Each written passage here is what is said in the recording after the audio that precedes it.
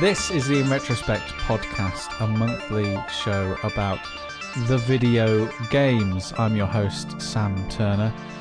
Joining me this month, fresh from his travels across several continents, it's Peter the Bokida Willington.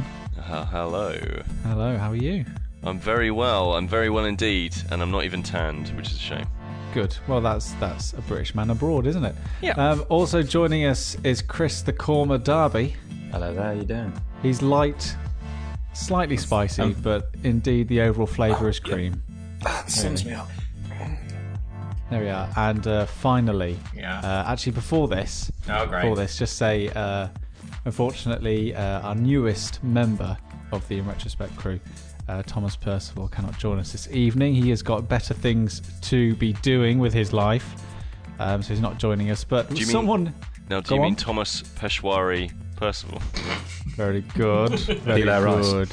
It's his mixture of nuttiness, but yet sweetness that makes him a valuable member of the team. Indeed. Yet I feel like it's Dan's steamy nature which makes him Dan Dumb Frost. Thanks, Sam. Samosa. Well, so this is the InRetroSpect show. Coming up, we will be talking about the brilliant first-person interactive exploration game called Bokida. Is that the proper pronunciation? That is right, isn't it, Pete? Bokida. Bokida. Available at bokida.com. A Touch of Frost will be returning.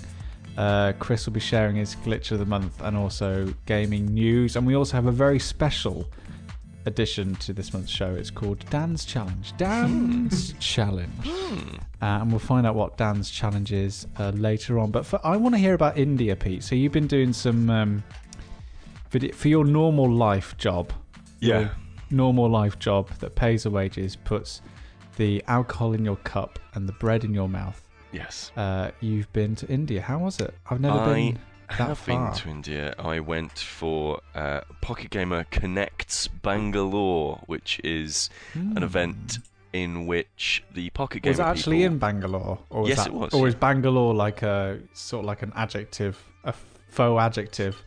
Bangalore, hardly newer. Pocket Gamer Connects Bangalore. Yeah. Are you asking them to bang a law? Yeah. It's actually all in Sunderland. It is. Yeah, it's the sort of freaky dress-up sex that lawyers have. There we are. There's Put the wig on me. Put the wig on me. Yeah. So Well done, everyone. So basically, it is an event in which a whole bunch of business people, developers, publishers, ads people, and journalists get together in a hotel in a country. So in this case, it's in India, to talk about video games and their video games and where video games are going. And India is really interesting. It's full of contradictions. There's really... I thought you say something else then. It's full of... condoms everywhere. Just absolutely everywhere. You wouldn't believe it. No, it's full of contradictions. So for example, you start in the really plush airports, and then you drive 2 minutes out from the airport, and then there's people living in absolute abject poverty. And then you drive another 5 minutes down the road, and you've reached your 5-star hotel, and there's security absolutely everywhere. And then you drive to the temples, and they're absolutely gorgeous and ornate on the outside, and just absolutely incredible. And then you go on inside, and then you find paintings that people have just kind of scratched at because there's no national heritage or anything like that. There's nothing particularly approaching that level of protection for these old things. So, and then there's this mysticism about the place.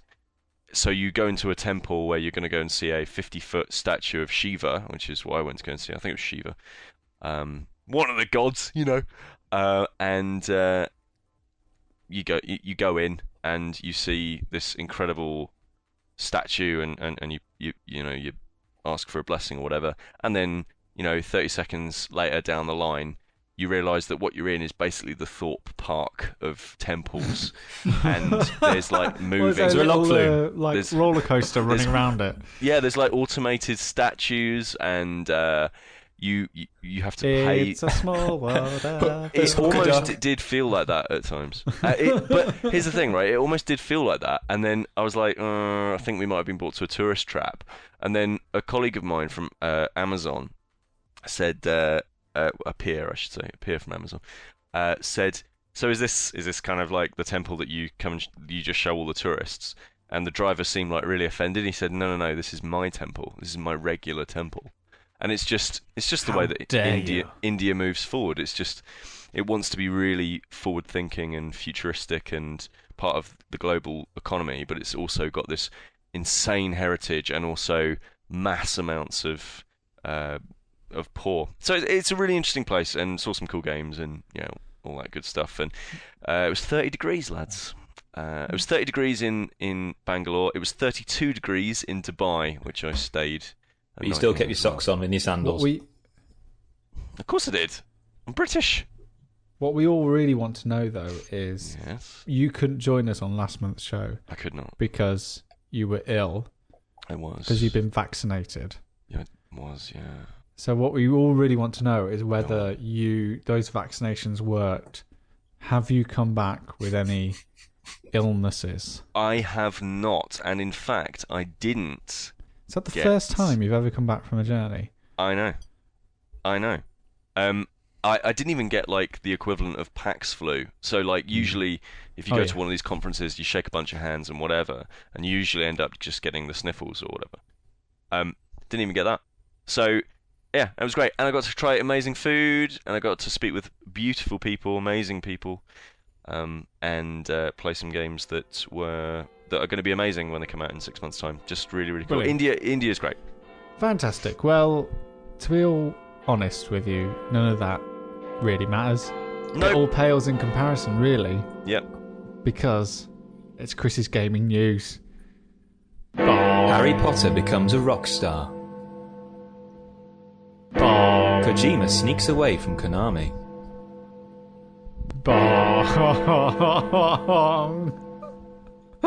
I'm sorry, Chris. That's not even a headline. That's just a thing. Anyway, Uncharted movie perception. What's the story? Gaming glory. Right. Okay, that's better. There we go. There we that's go. better. You saved 1 it at out the of end. 4. I always end on a high. Can I just say that this monthly feature, Chris's Gaming News, Chris shares with us 4 headlines from the month of news, and we pick our 2 favourites, has decreased in quality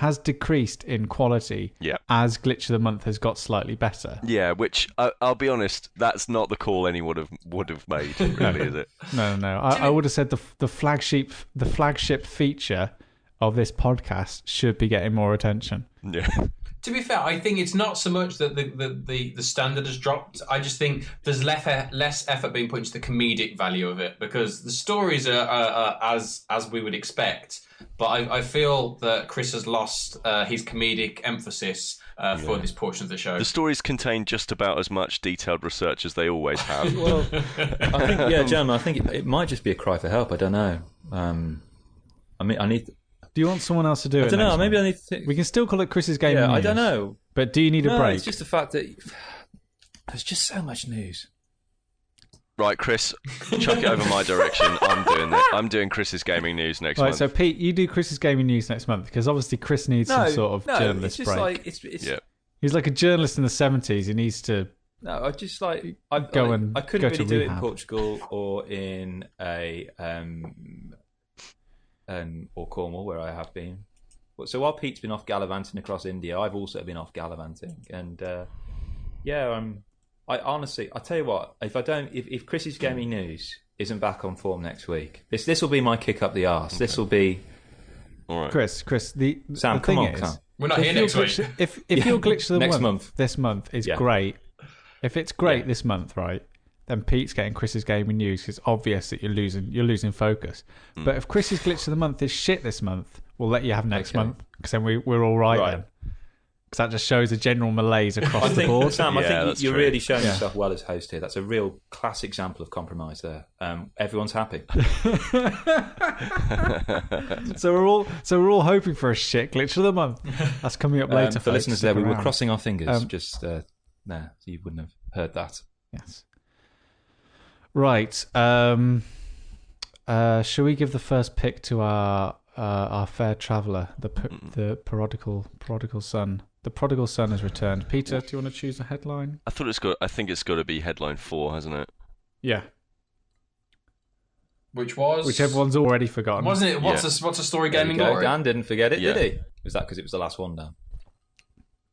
I think it's the only one you were putting any effort into. I have no idea what it is. No, I've Oasis no are idea. making a video game.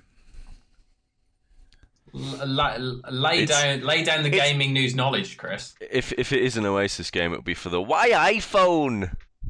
There you go. Why are they Yeah. from Newcastle? Oh, are they not from Newcastle? Manchester. Jesus Oh, right. Christ. Isn't that the same place? Or Both popular culture and geography taking a big hit today. The elephant in the room. The elephant in Can the I room, just say, listener. just based on that, I want Peter doing next month's Chris's Gaming News. Because Even though it was a completely erroneous headline, it was all funnier than anything Chris All right. had made up. all right, It's so not go just then. comedy. So is that right then, Chris? I thought, my priority when doing the Chris's Gaming News is the headlines have to relate to the story. That's what makes me different from all of the news programs. That's a definition of a headline, Chris. Yeah. But sometimes, we need to go back to these definitions. The answer P is no. This is a survey that has been conducted recently by the Entertainment Software Association as to why and what influences people's decision making and why they choose games. So I've got a graph here with some percentages, and I want you to guess what is the number one reason why people choose games. What, choose games What do over you mean Just what? choose games. Why? What choose games affects, over what what? influences them picking Choose up a game? games. Why are you choosing a game? Right, ladies. Here, little Jimmy. Right, here's a dead rat rotting in a cage, and here's a video PS4. game. What are they choosing games over? It's like choose life. Yeah, what do you mean, Chris? Why do you choose certain games? Specific games, not just. okay. So, like, a why did you shooter. start playing games? There's more than one game, I know, but you're saying why they choose games, Chris, as you've in gone off the games deep as in end the today. collective term. Yeah. Why did you first start playing games? Yeah, Is here's the a way it book. sounds. Here's a game. Here's a film. Why do you want to choose this game? That's what we're getting from this. Okay. Chris, Well, I think the story is why do you play the games that you play? Factors, as opposed basically, to just factors- the whole medium of games. Factors influencing Right. decisions to purchase video games.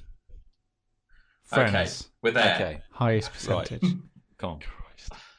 What's the Go on. number Okay, one so reason you think? are we What's the trying to- number one reason you think? Peer pressure. Friends. Is it ear Yeah, pressure? I'd go with Said it friends. 4 times. Ear pressure. Well, I can tell you right now, it is not, unfortunately, a review. Like that is sadly, that's not going to be it. It's not. I gonna think be, review will be on there. I don't think it's the main one. 3%. Yeah. Wow. Word of mouth. That is 11%, Dan. Oh Boom. my God, we're going in the right direction. It's like Family Um, Fortunes. Hang on, my guess next. Okay, I've got to get higher than 11%.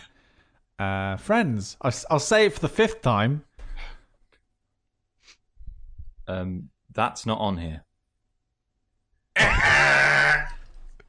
Right, so one life. I've got 1 life lost. 3 Just lives. creating the each. rules as we go along. Okay, come on, Pete. So price. 15%. Yeah, there we go. Multiplayer. 4%. You're still in the game though, Dan. Don't worry. You're still in the game. Fun factor. Oh, the favourite game. Do you remember that debate we had as to gaming? Why can't gaming just be fun? Which really annoyed our colleague Peter. That's not on here. Oh, fab. You are clearly That's playing. too You low. are clearly playing games on a different level to the rest of the world, Sam. Yeah. I'm gonna take a swing on this one and say, like whether or not there's any boobs in it. There is an other section, that's 2%. So Beebs might have a decimal point and a number next to it somewhere. Are that what boobs are to you, Chris? That's the other part. That's I actually guess how I'll I play refer with to them. Others out for the lads. Have you? Are you wearing your other covers today, good lady? What, my bra? Yeah, your other covers. That's what I call them. Oh, other covers. Other covers.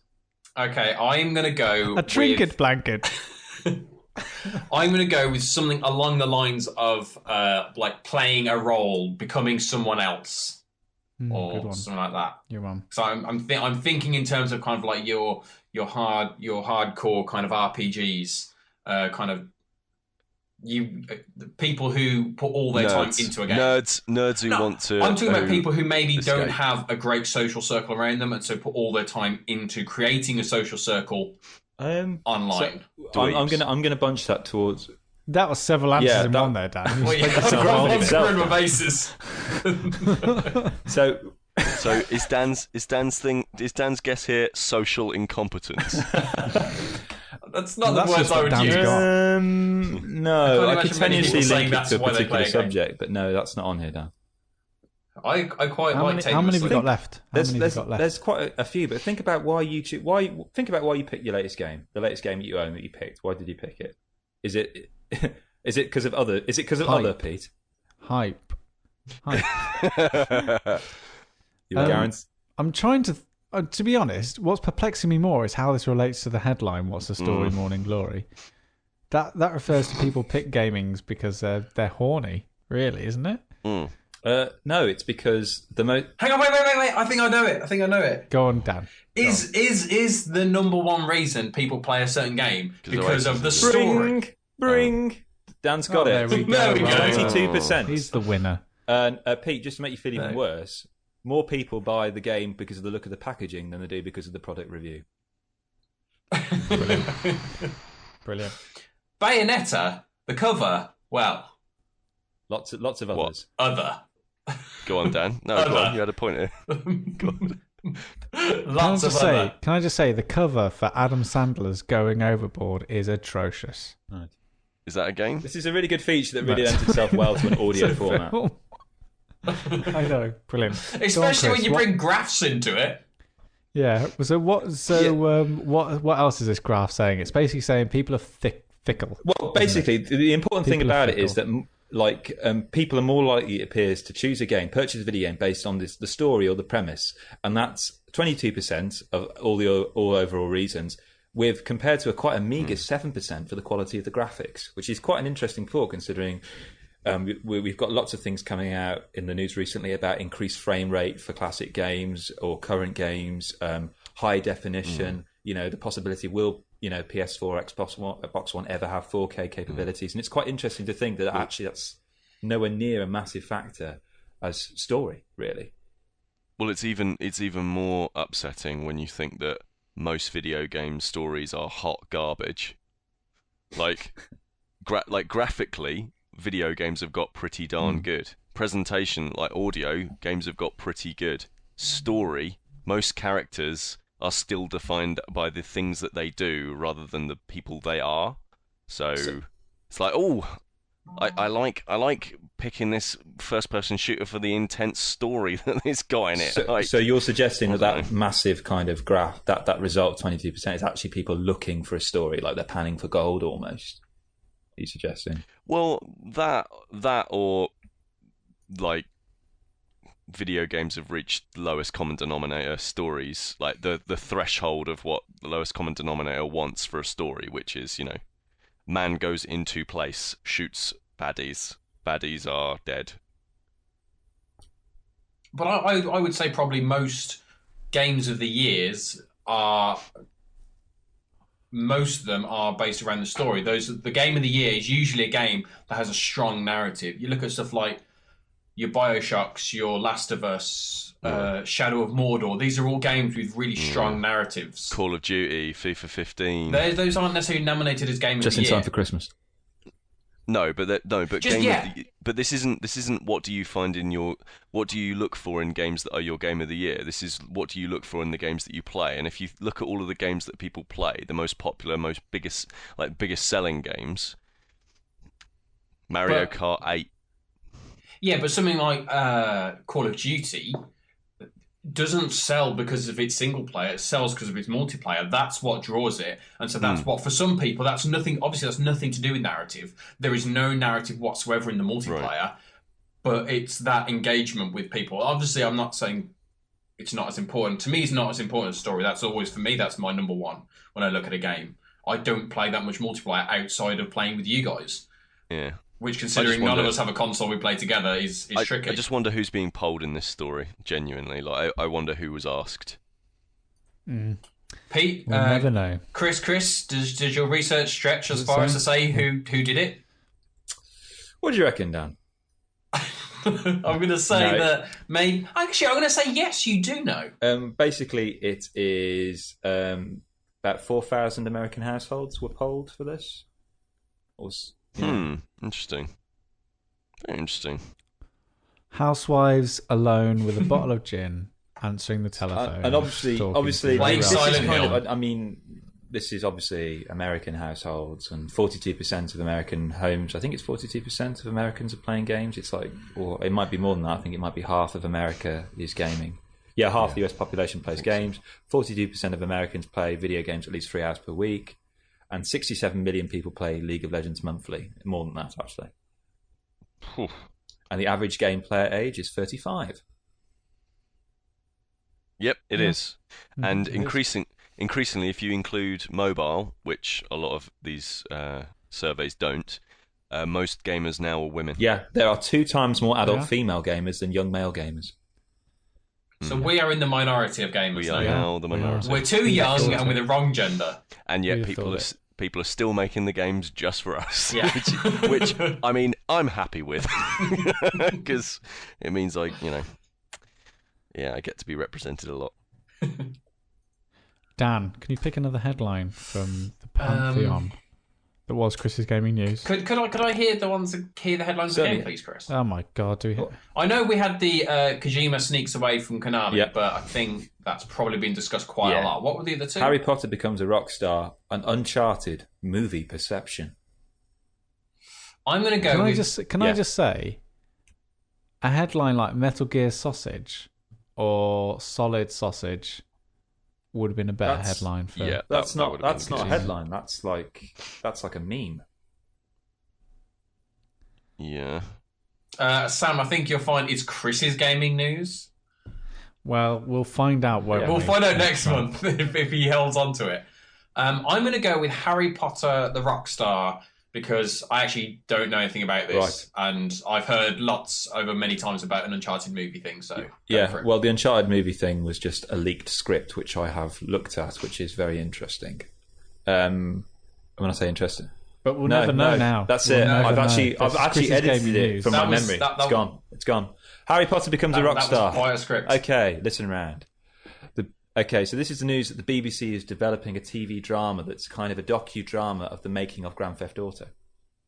Oh yes. Yeah. Well, that is a good headline. Sam's eyes just lit up. That is a good headline. Have I redeemed myself? Because I thought you meant Rockstar, as in the really rubbish rhythm action game. I thought there was going to be a Harry Potter DLC. Oh ye of little faith. How do you feel now? Sorry, I don't get it. I'm excited. The BBC, Peter, are making a documentary about basically how Grand Theft Auto went from a tiny studio in Dundee to conquer the world. Okay. And Daniel Radcliffe is starring in that. With apparently Bill Paxton. And it's a nice. But apparently sorry.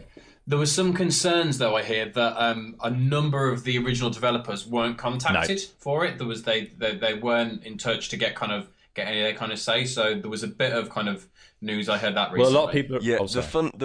The really fun thing is that if you ever go to Dundee and ever meet any of the people who work in games there, literally every single one of them, you say, "So, what's your previous work?" And they will all tell you Grand Theft Auto.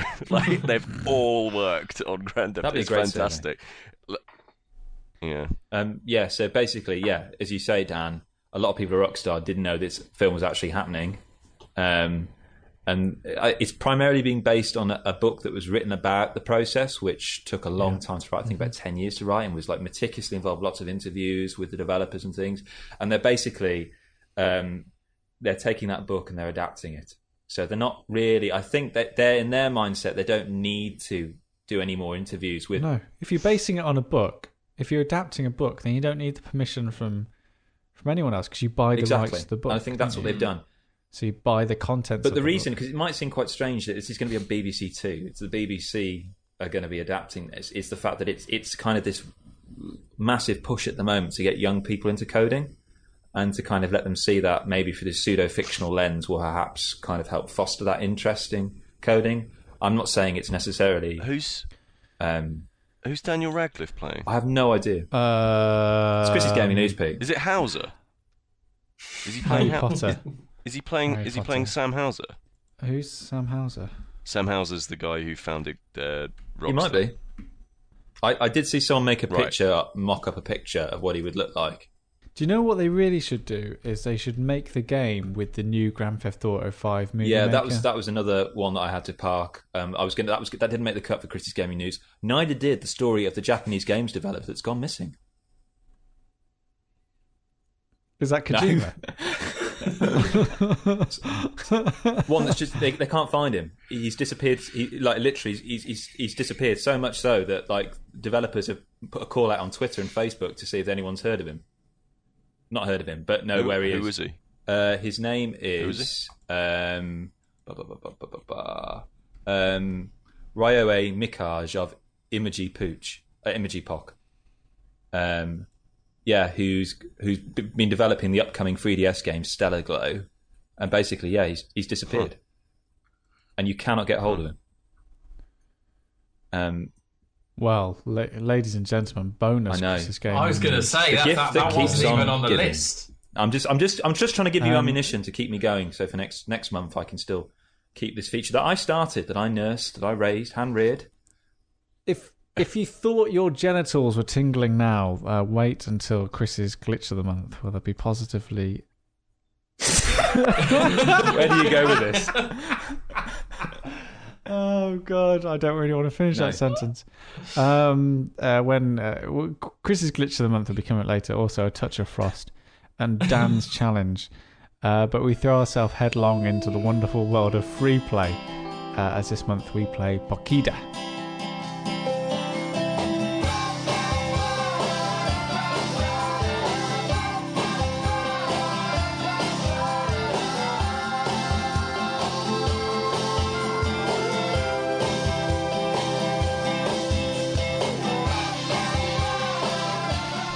Bokida.com is the wonderful venue where you can play this first-person interactive environmental game. You can play it direct from your browser. You can also download it direct to your desktop. I should say that this is a demo, isn't it, Peter? You know more of this about this than I do. It is a prototype. A prototype demo of a a very game. very lengthy one. Yes, very, very lengthy one. Before we begin with our discussion on it, though, Peter, you've been speaking to one of the creators, I believe. Do you want to introduce that? No. well, no. I thought you'd nicely sort of. I have no idea who he is. You just gave me the audio file, not. Maybe this would be a nice cue into the audio file. Professionalism still really, really high here at It's InRetroSpect. right, Dan. You seriously It want is this guy to host right. Chris's Gaming News? Yes. I've already taken my top off. Should we do that bit again? No, keep it in. Keep it in. No, Peter. Peter, the people must know. Yeah. So this is me talking to one of the guys who made it. Oh my word! To be fair, Pete, your lack of preparation does put you in kind of good stead for next month's Chris's Gaming News. Well, listen, I am the right candidate for that job. I am, very knowledgeable. I'll do roughly the same amount of research for it, and so forth. Okay, well, let me introduce this guy then. Basically, this guy's name is Vincent Levy. He's one of the developers and co-founders of the studio that's making Bokida. Fascinating guy, really interesting reveals about the game, about the prototype, and even a little bit about where the game is going in the future. I may have cut that bit out. I was thinking, does he? Right, so he talks about in the interview that I've cut, which you should have listened to. Yeah, you should have. He talks about how the game came about, and you could say he spoke about how the game came about and how just say, and he started by explaining how bread. No, how. Yeah, he talked about slicing of Can we use bread. this instead of the interview? There's a pun there's a pun here about how We've got an audio commentary of the audio. you could say how this game literally became his bread and butter, or something like or that. how about something about the best thing since sliced bread? Yes, this is it. Just roll the audio, for God's sake. We need to respect these people, Dan. Yeah. They've taken Clearly their time to make a game. clearly was They've showing taken no their time respect. to stop and speak Okay, to so, Peter Willington. okay, and so, it's, okay, and it is I'll a great introduce this. interview. Okay, go. So this interview is with Vincent Levy. He's one of the designers and co-founders at the studio that is making Bokida, and he explains why the game is best thing since sliced bread.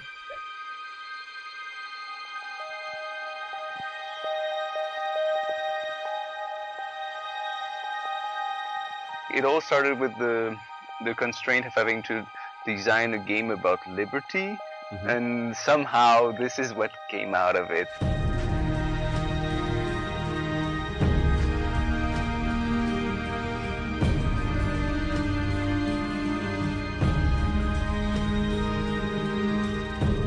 The thing is, at the time, when you're like researching what you could be doing, exploring that theme, we tended to get sucked into just discussing and talking about what we were trying to do.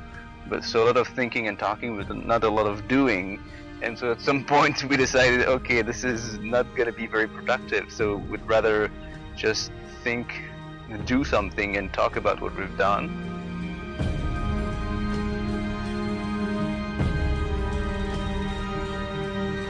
And we were starting to do some little prototypes, and eventually we ended up making this weird prototype. We had a huge cube made of smaller cubes, and you could basically slice it, and you would have like some kind of the slice will tumble down on the floor as if it was a gigantic slice of a loaf of bread. It all grew from there.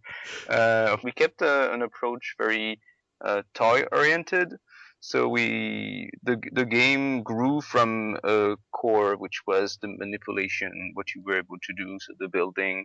The element that we introduced very early was the mesh cut.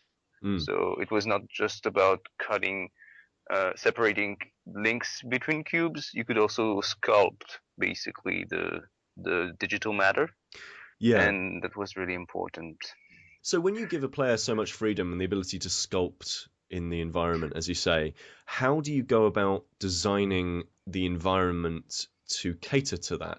The interesting aspect here is that our approach was we still provide some kind of open space, very wide and open areas, but we have also populated somehow the game with the concept of interactive landscapes. Part of that is creating different kinds of environments, and depending on the properties of that environment, if it's an environment that's very upwards oriented, so imagine like a very landscape of very high peaks, you tend to drive the manipulation upwards, and so using the environment like that, you want to create different kinds of context, that may motivate the player to try a different approach in how you use the toy, basically, because you will be trying to match something environment, or like the environment will drive you in a certain direction, and you'll want to orient your manipulation in that direction. You were talking about guiding the player, and I feel like the first-person shooter, especially in the 360 PS3 era, became extremely guided. Games like Call of Duty, which of course have their own place, they funnel the player very directly. And if you deviate, the game doesn't particularly like it. Whereas with Bokida, I found that the game was so hands-off, almost to a fault actually, that it was allowing me to explore the environment and kind of encouraging me to do so by not actually saying anything. The tutorial is the most amount of text that you really see on the screen at any one time in such a concentrated form. Is hand-holding something you're not really interested in? If we are trying to allow the player to lose himself in the manipulation, we want the design to be very open-ended. But at the same time, as you expressed yourself right now, and as you can see in the playable demo, there's a way of guiding the player by having those kinds of landmarks, suggesting that, if you go that way, you may find something else behind. So the idea is more about allowing for some guidance and not, because if you take it all away, the problem will be that feeling lost in a game, it kinds of takes you out of it. Like, you don't want to be completely lost. You always want for the player to have an objective, what he wants, where he wants to go next, or like having an idea of I want to see what's going on over there, and not being like, there's so many things, I could go there, but I don't know. There's no hierarchy between it. There's no order in what you can experience, like in the game. You can start all the way to the far east, or if you want, or just follow the logical progression of doing the first two monoliths, but still you have some kind of elements that guide the player. So there's a feeling of, if at some point you feel lost, you can fall back to that to get yourself on the path again. Vincent Levy there, one of the creators of Bokida. Fantastic, Peter, can I just say, I was fantastic interview, and really, really an interesting guy. I know he pissed around at the start, slightly disrespectful. But not intentionally. Genuinely interesting, and interesting enough that we'll be putting out a bonus episode of which contains the entire interview. Yeah. There's 20 minutes of that stuff. Gold. But that was just literally a 5-minute chunk, because what I kept in there, I think, are some of the main things that I want to talk about in reference to Bokida. And guys, right, Bokida, Vincent Levy, serious game maker, making proper serious games. How much was his process like our process, making just in time for Christmas? Did you not find that weird? Like at the start, he mentions how for the first few months they were just sitting around talking about the project. The first few 11 months. And it was only until they got up. And started actually making things and referring back to it that they actually moved on with the project. And I thought, isn't that interesting about how we kind of worked in the same way? And also he talks about at the end of the interview about how their environment was specially designed so you wouldn't get lost, because he says getting lost is one thing that really takes you out of the game, so the player must also always know where they are and where the objective is, where to go next. I was just like, that's just in time for Christmas. I'm really looking forward to the next stage when they're talking. Him and the team discuss the importance of the question mark in the title. Yeah, I think Bokida question mark Bokida. This which obviously this highly referential discussion is all about our game, but I mean, Bokida is really fascinating the way that game's getting made at the moment, and everything he was telling me about it. They've got this real they've got this real sense of understanding exactly what it is that they want to provide the player in the final product, and also they're thinking about the game in a much more sensory kind of a way, in so much as when he's talking about that satisfaction you get of slicing through a block, I don't think that's a thing that is often talked about when you're talking simply about interacting with your environment in some way, or maybe developers don't really consider it much of a big part of their game.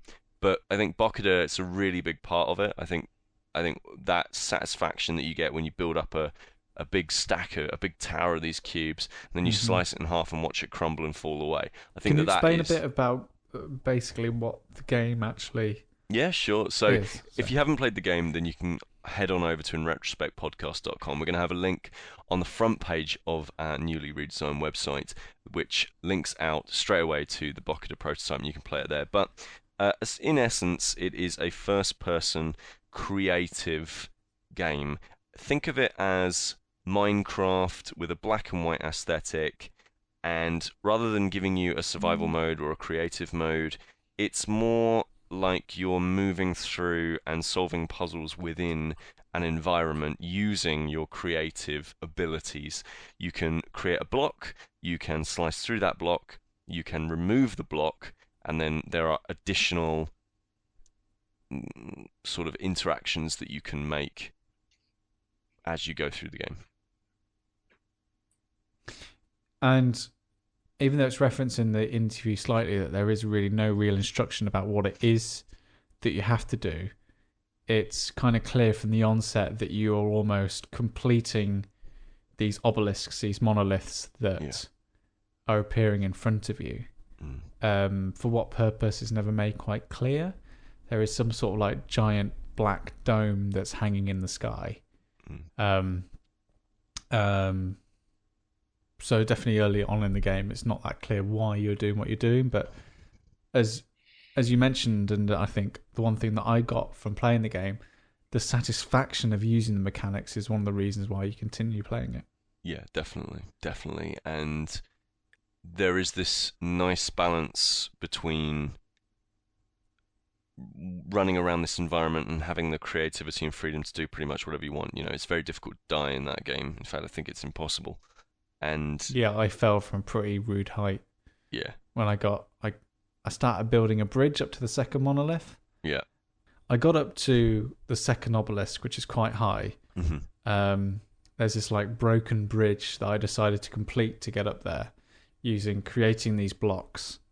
And then I got up to the second obelisk, and one of the easiest ways to navigate is by creating a stack of blocks and seeing where the shadow falls. Yeah. And it was directing across behind me. So I thought, I'll just build some blocks out over the ravine to get me back. And I basically made the path too small and ended up falling off. Nice. But I mean, that's what I like. That's one of the things that I like about the game, and I think that Vincent was alluding to in the interview, the fact that they have designed this world. And it'd be interesting, Chris, to hear what you have to say in terms of the geography of the world design, because he said that they created it to entice you as a player, not necessarily funnel you, but with that broken bridge, for example, whether you build a bridge alongside it or you complete it, or like I did, you build yourself down for the ravine or you cross over it. That's what I found the most, just that simple way that it's elegantly designed to make you explore rather than traverse. There's this perpetual sense of curiosity whenever you play it. It's amazing how the game manages to kind of retain it. Just when you're starting to find it a little bit monotonous, suddenly the contours of the level will change and you'll think, oh, what's around that corner? And then you'll happen upon these very interesting vistas. Pete's description, I think, is very sound. There's a kind of a Minecraft-esque quality to its mechanic. I think its look is very Mirror's Edge-esque aesthetic. It's aesthetic. This clean, crisp white background. The contours, the horizon is sketched in with a dark grey kind of outline. The blocks are these kind of nice secondary coloured kind of colours, so they're not too stark on the eyes. And the level design for me, in terms of the actual geography of it, was very reminiscent for me of Journey, and but less funneled in with Journey, a more open world kind. Well, actually, Journey's actually pretty. Yeah, Journey's got is pretty open. That sense of scale and grandeur, that there is a host of possible ways of exploring this and crossing this space that you kind of alluded to there, Sam.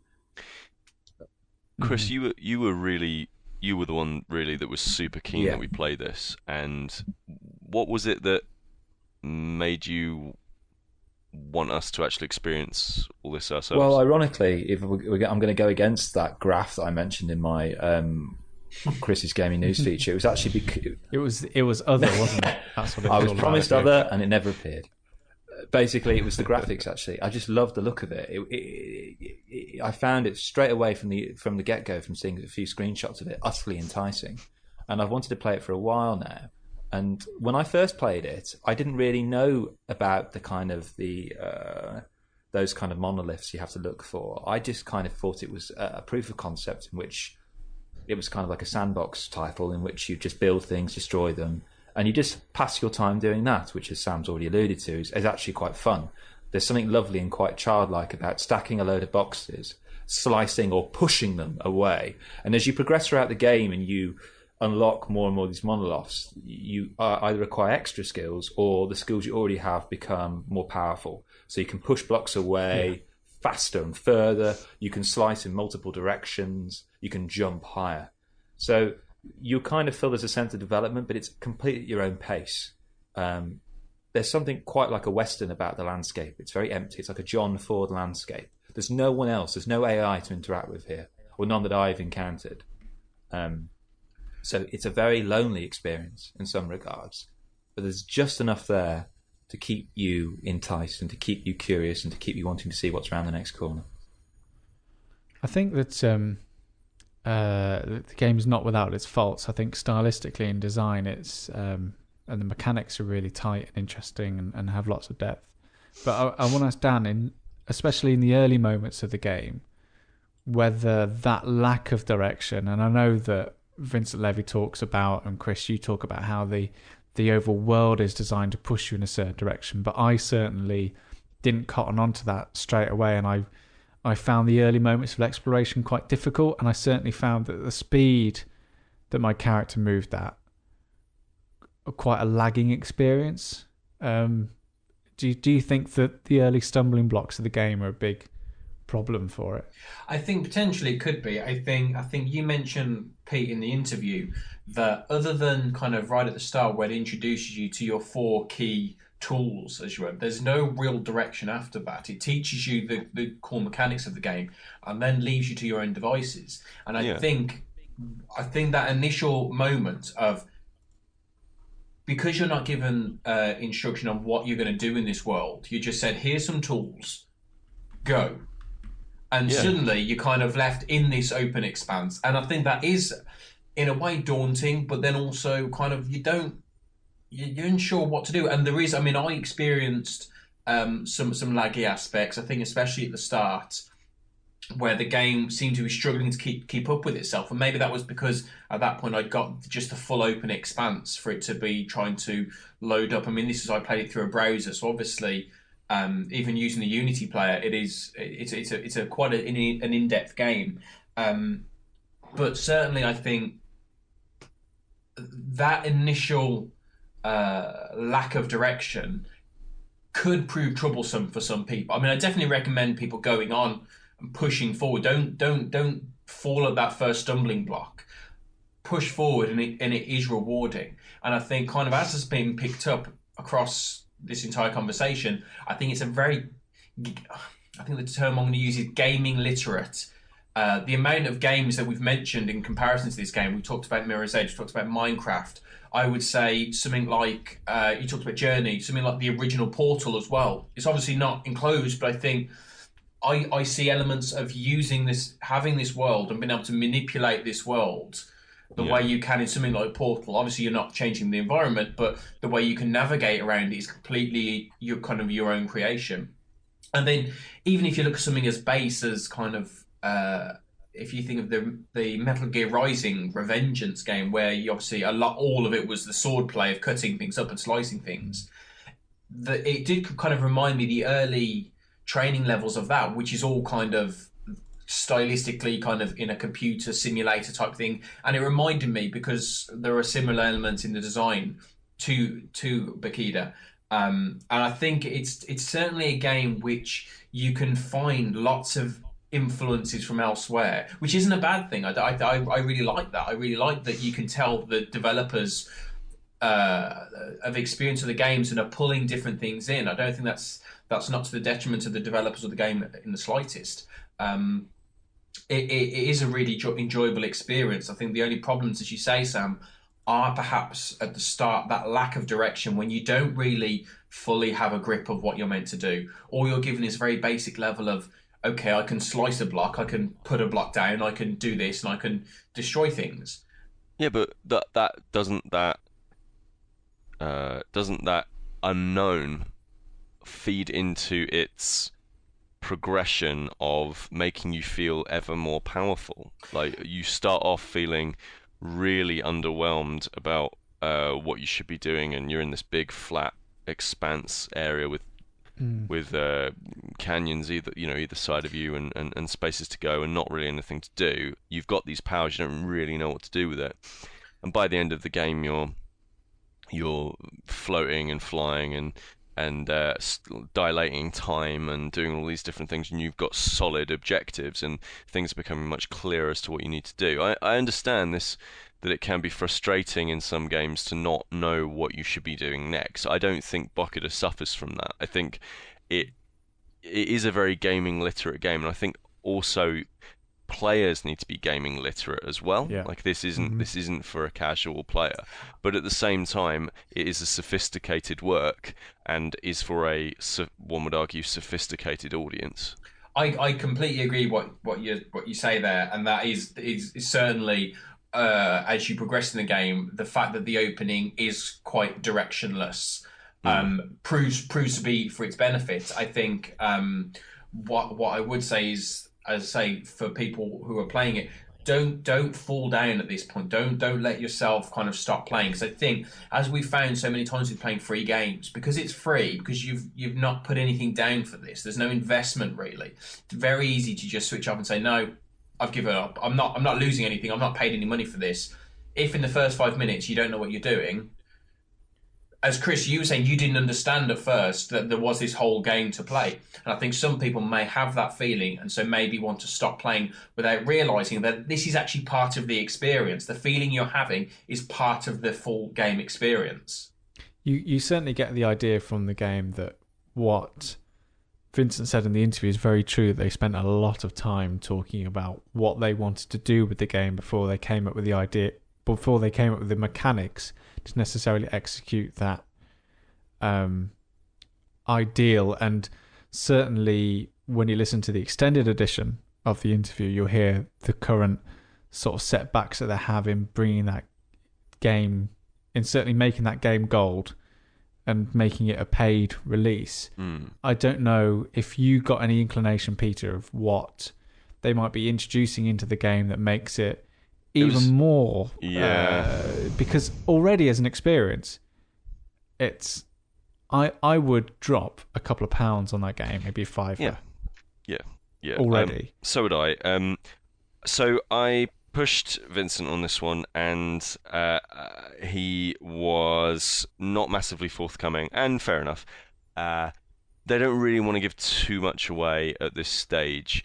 I mean, from a purely hypothetical standpoint, and this isn't with any inside knowledge or anything like that, I can definitely see there being a couple more powers being added.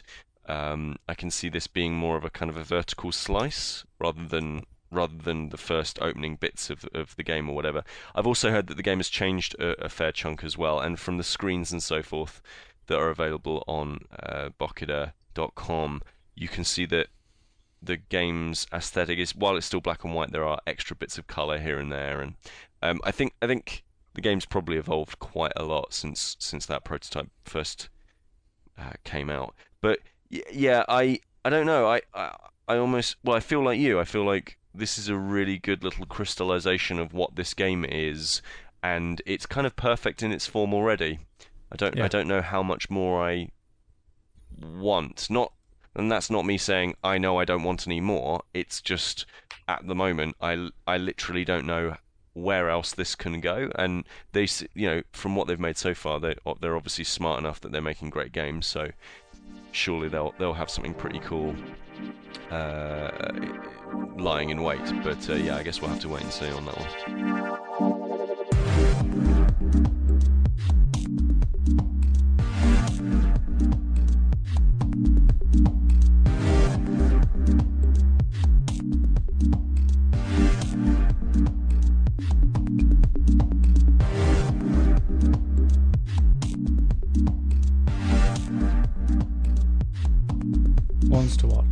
Wants to watch, and if you want to play that game, then it's really, really simple, as all free play games are intended to be. Bokida.com, Bokida.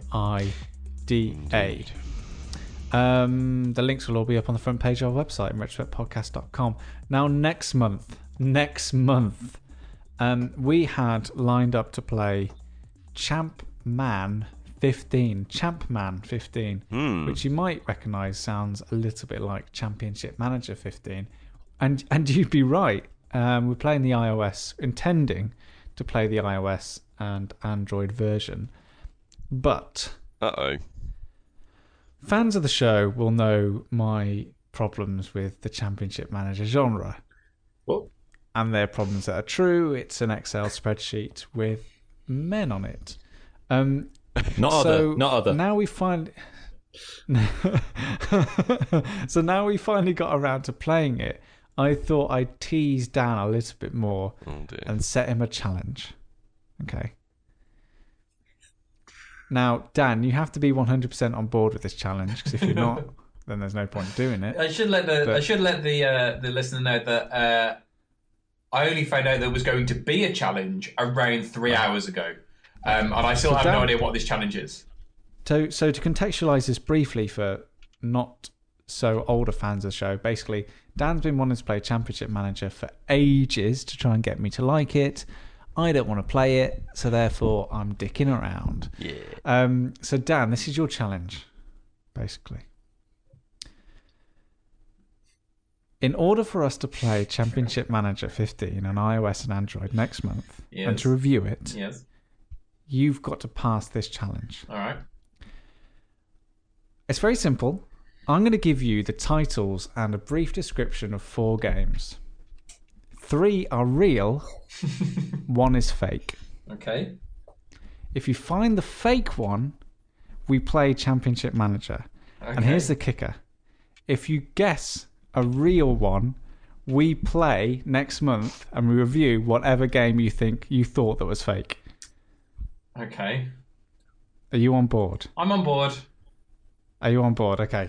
Do we need a jingle for this, Dan? Yeah. Do you want to do the jingle, Chris? It's called Dan's Challenge. No, I was thinking Challenge Dan, Challenge Dan, Challenge Dan. That'll do. Right. Okay. So you got 4 game titles. You get the game title, and then you'll get a brief description. And Pete and Chris, you can help Dan if you really want to. I do, yeah. I wouldn't trust them in the slightest. So, no, honestly, Dan, no one other than me knows the titles and descriptions of these 4 games and knows whether they're real or not. Oh, God. Okay. Your first game is called How Do You Do It? How do you do it? Okay. How do you do it? This game puts players... Now, I can see you on video, Dan, so I know you're not Googling. Good. This game puts players in the role of an 11-year-old girl whose mother has just stepped out for an errand, which is British for going to shops. Going to shops. The girl immediately grabs her dolls and attempts to figure out how sex works. How do you do it? Real or fake? Just put that in the back of your mind. Real or fake? Okay? All right. Blimey. Just remember, the percentages are most of these games are real. Yeah. Statistically. Second game. Oh my god. Mountain climber. Watch out behind you. There's a colon in there somewhere. I won't tell you where. This is a first-person climbing game where you try to escape a gathering horde of sex zombies who are after you because you're not wearing any pants. Your pants are at the top of the mountain. I'm beginning to realise why we don't let you pick the game, Sam. Okay, and this isn't like an American pants. This one's a British game, so pants means your underwear. So that's mountain climber. It's both the same company, these games. Oh no, they're all different, Chris. I've been into some dark places. The dark recesses of the internet. Right, so put that in your mind. You've got 2 games so far. How do you do it? Yeah. A mountain climber. Can I just say, how do you do it? Is the suffix is a question mark. That makes me happy. That's probably definitely real. Okay, your third game, Anne Hathaway erotic mouthscape. This is an interactive fiction game in which the player interacts erotically with Anne Hathaway's mouth. The character the player controls is small enough to inhabit the mouth and undertake various sexual actions within it. Anne Hathaway, erotic mouthscape. Okay. Oh god. I'm going to end up just picking which is the least. Which one do I want to play? Jeez. The least. The lesser of three evils. Okay. Yeah, exactly. I'm not even going to try and guess the right one. I'm just going to try and pick whichever one's the lesser of the evils. Dan, can I quote what you quote to me quite often? Play the game, Sam. Got to play the game. And your final game is Elsa Brain Surgery. Elsa Brain Surgery. Dig into the brain of Elsa from the popular Disney film Frozen and make sure you use the right doctor tools to cut out her little obsessions, to repair whatever you find broken, and to reactivate the dead synapses snowflakes. Once you're done, make sure to place everything back together so that she can recover in time for a big coronation day. That's Elsa Brain Surgery. So Dan, don't pick the wrong one. So Dan, you know what I find? Your challenge is guess the fake one. If you don't, we're playing one of those 4 games. I have to say, Guess the least fake one. To be fair, all 4 of those games sound horrible. They sound like horrible pieces of work. Okay, the minds of which these games have come from.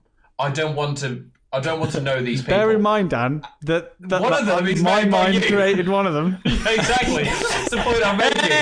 The fact that one of them was created by you. And also, Dan. All 4 of them are horrendous. And also, Dan, I hate to remind you, but bear in mind, Sam would prefer to play one of these games more than Champ Man.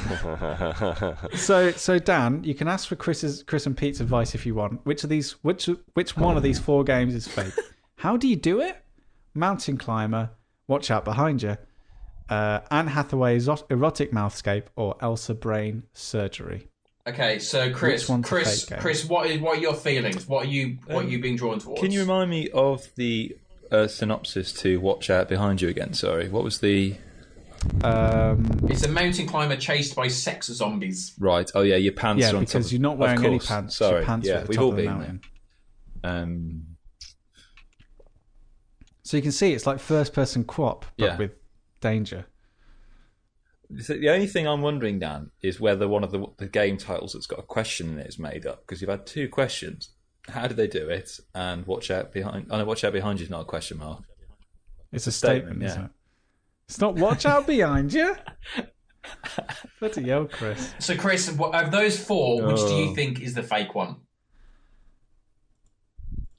I think the Anne Hathaway one's real. It's. Oh really? Yeah. I'm not going to. By the way, I'm not picking that Hathaway one in case it's real. I do not want to play that game. The Elsa one, I really hope that isn't Sam, because that is awful. He's clearly thought quite a lot about that one because of the detail in his descriptions. The mountain climber one sounds like something Willington would do. in real life. What, in real life? What? What do you mean? Pretend to be a sex zombie. No, leave Shakespeare. his trousers. Leave his trousers on top of a mountain. Zombie. You're not aware of this, What listener, is a but we sex spent about an zombie? hour waiting for Peter to find headphones because there were no headphones in his flat, so he could easily lose trousers on top of a mountain. And the first one, It's Not true. trousers, pants, yeah, underwear. pants. And the first one was the. I How think do you that do sounds real. I think that sounds like a real game. The first one. So I'm going to go probably with the mountain one as being not real. Ooh. Okay. No, the Elsa one is not No, real. I'm I'm going with the Elsa one as not real. Okay, P, what are you saying? I'm going with the mountain one. That can't be real. I'll go with you on the mountain one then, P. That's what I reckon. See where my thinking is. Firstly, I'm not picking Anne Hathaway. I'm not taking that risk No, because I don't want to. I don't want to play that game. I don't want to play a game where you No. do erotic things in Anne Hathaway's mouth. That's not a game I want to be a part No, of. No. you want the game with less So down to the others. three. I'm more thinking, which do I think Sam has made up? Yeah, that's a good idea. Mm. Which one do you think he would have made up? And I think of the ones that he might have made up are going to be either How Do You Do It or Elsa's brain surgery one. I think the How Do You Do It would be actually an interesting game to play. You see, I don't think Sam would come up with how do you do it, right? Here's the thing. Like, I'm thinking the Frozen thing makes it the one that Sam's done. yeah, that's it, right? Because the thing is, Oh, Sam God, it's came gonna up be with Anne how Hathaway, do isn't you it? do it, right? But here's the thing, right? If Sam came up with how do you do it, he's made a joke. He's made a joke about making a game that's about like underage sex, basically, and I don't think that's quite Sam's bag, right? So it's not really underage I don't sex. think it's that one. basically the birds and the bees, isn't it? Essentially, it's Yeah. How do you do it? Everyone's How do got to learn how. How do you do it? I think don't I've decided. I think I've decided. Okay, Dan. Okay, So go on. Dan, let's put this on the table. If you guess a game which isn't real, then we play Championship Manager. But if you guess a game that is actually real, we play that game next month here on the show. And I have to God. quickly find out where to get that game. Okay. which Go on. torrent site to download it off. I am going to go with the fourth option, the Elsa's brain surgery Frozen jumbo game. Okay, so you think that game is false? Yes, that's the false game that I think I'm going for. Okay, Oh no. let's And work to be back fair, these. of the four games, that's probably the best option to play. What's that? Because it's, Oh, sorry. I kind of see the Elsa one as kind of just like a version of like the surgery games that you get. Like that aren't Operation. the greatest, but yeah. So I'm gonna go with that. Elsa brain surgery. Okay, Oh god. answer is locked in. Doodly-doodly-dum. The first game he had was called How Do You Do It? Where an 11-year-old girl, when her mum's out doing touch shopping, Go on to shops.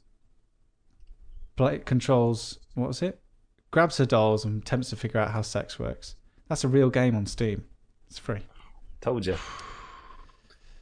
Thought it was educational. Anne Hathaway's Oh, erotic mouthscape. Oh Christ. The dark reaches Internet. of the internet.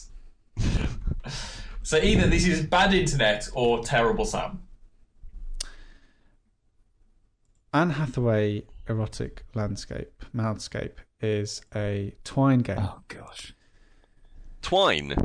that's Yes. I'm really glad I didn't go for that one. that's not so, fine. so it's a text adventure. It's a text adventure. Or Should a I read you sext some? adventure. No, please no, don't. no, please don't, please don't, please So don't. warm, It was actually a So Twine wet. game No, written it's by alright. Sam. so smooth, leave Stop, it out, please mate. stop. so soft. Stop, Nah, Sam. it's okay. Stop. Whisper her name. Stop, Stop Sam. now. Stop. Whisper her name. Stop. And now I've I- got a boner. Her mouth is a fortress. Strong, elegant please jaws stop. protect you from Sam, please predators. stop. You live in a toothed womb. Sam, Then there's an option: sleep beneath her heavy tongue, making me rub sad. against a slick enamel, or grope firm gums. you're making me sad. We'll now. leave it there. Yeah, we'll please. leave it there. Yeah, I've lost the will to live already. But I'm down to the final Mountain two. climber. Here we go, Down to Dan. the final Watch two. out behind you. First-person game where you try to escape a gathering horde of sex zombies who are after you because you're not wearing any pants. Yeah. I made up that game this afternoon. So I told you, me and Pete were right. Right. Daniel Frost. Elsa Brain Surgery is one of 400 bootleg Disney games, the likes of which include Baby Elsa Spinal Surgery, Oh my god. Olaf at the Dentist, and Prince Anna's Birthing Simulator. Can we have a second game to play next month? So No, this isn't the no, only no, game, no. because this is going to depress me for next month. No. So next month we'll be going to dressuphoo.com, and we'll be playing Elsa Frozen Brain Surgery, thanks to Dan. We'll be chopping open. Apparently, in the game, you even have to shave off her hair before you cut her open. Brilliant. Well done, Dan. Champ Manager can wait for another month. So next month on Free Play, we're playing Elsa Brain Surgery. All the links will be on InRetrospectPodcast.com. Right, in a second, Dan will be hopefully trying to relieve some of the pain he's put us all through with a touch of frost. He'll be touching us all. But first, it's Chris's glitch of the month. Right, okay, gentlemen. Now, as it's a little flashback to the beginning of the episode. I've got a lot riding on this glitch of the month. Yeah, you do. Okay, I'm going to take you into a news story about a glitch that has been actually fixed now, but it's a really interesting glitch, and it's actually plagued a lot of players for about a year. Already. It's all right, come on. I've got so this was in Dark Souls 2. I don't know if you came across this glitch that fans have suffered with for about a year, where for those who play the game, you already know, but there's a mechanic in it where basically if you have a weapon, if you swing it over time, the more you swing it, it begins to degrade, doesn't it? The quality of its sharpness, that kind of thing, its power. And what you do then is you go to a blacksmith and fix it. However, there's been an interesting glitch for those who play the game at a higher frame rate. If you play the game at a higher frame rate, it actually increases the speed of the degradation of the weapon. So you're doing nothing, but all you've done is increase the frame rate, and it just somehow increases the degradation of your sword. So they've managed to fix that glitch after a year. But that's just to whet your appetite. The glitch I quite like at the moment is Rockstar have managed to find a creative way of overcoming. I kind of feel like, Chris, that was your main glitch. It didn't quite get the reaction you were looking for. Googling. So you kind of went, "Oh, that wasn't the main one though. I've got another one. This is the main one." Dan, it's the actor in me. I can tell when I've lost my audience, and I felt it then. It was palpable. So I'm just trying to bring him back. Rockstar have been quite clever at the moment because in the multiplayer aspect, some players are being able to, through creative means, import single-player cars into a multiplayer experience that are a lot more enhanced and have a lot more power behind them. So to stop people from doing this, as soon as you do that, you get in the car, it automatically explodes, essentially. So Rockstar, if you get in a car that's not meant to be there, it explodes with you in it. But that's not a... No, what I'm That's saying not is a how they've glitch. overcome the glitch. The glitch was how players managed to find a loophole in there, and how Rockstar managed Okay, to... Chris, I'm not... Pete, Chris, unfortunately, Pete, looks like you won't be doing... air grab. Well, no, in theory, what you should do now is give both features over to Pete, because just the overall quality of Chris's is just falling by the wayside. Just because Dan's bitter that he's not playing month Champ off. Man next month. Would you only need a month off? To be fair, the iOS version isn't great, so I'm not that bad. Would you only need a month off? I'm fine. I'm fighting fit. I think you need a month to recover your Newshound qualities. Yeah, I think so. So what, is this official? I long for the days of... I think it's because you need to tell official, the listeners, because a lot of them tune in just for this. I know Tom does. Tom's not going to listen to this show. Our colleague Tom, he told me he only tunes in for the Glitch of the Month and Chris's Gaming News, so he's going to switch off. I mean, how many more listeners do you want to lose? Well, luckily, that's why we put Glitch of the Month at the end. So we've got a chance for redemption. Okay. Talking of redemption, we're going to bring it all back home, and we're going to end with a touch of frost, a musical vignette to close off the show. Now, even though he's chosen us a horrible Disney knockoff for us to play next month on the programme, Dan is going to cheer us all up or make us all feel glam with his chosen track of the month. Dan, what have you picked for us this month? This month, I've picked something from the Blake Robinson Synthetic Orchestra. You can find them at syntheticorchestra.com. And the song I have chosen for your delightful ears this month is the final song, an orchestral version of the final song from Portal 2, Once You Gone.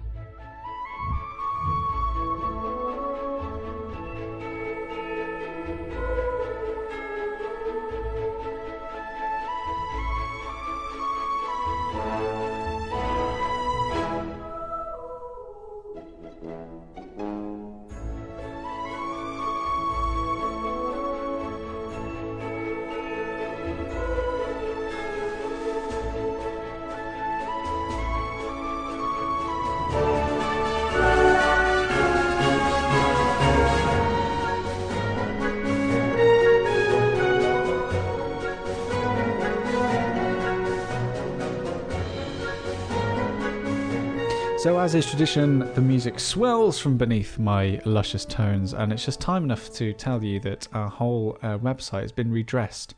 Just like Elsa's brain, it's been shorn, cut open and reconfigured so it looks all nice and sparkly, and we can go to the ball.